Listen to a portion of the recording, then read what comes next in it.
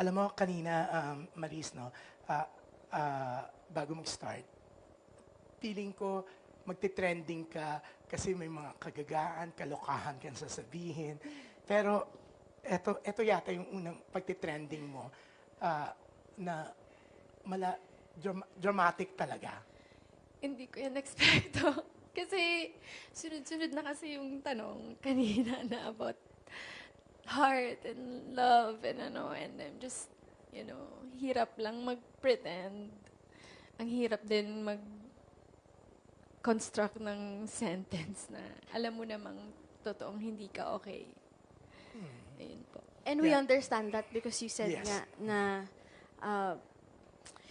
if you say it out loud, it becomes official, it Yeah. becomes real, and this is the first time you said it. So we understand it po, di ba? And kami naman, we're all supportive of you.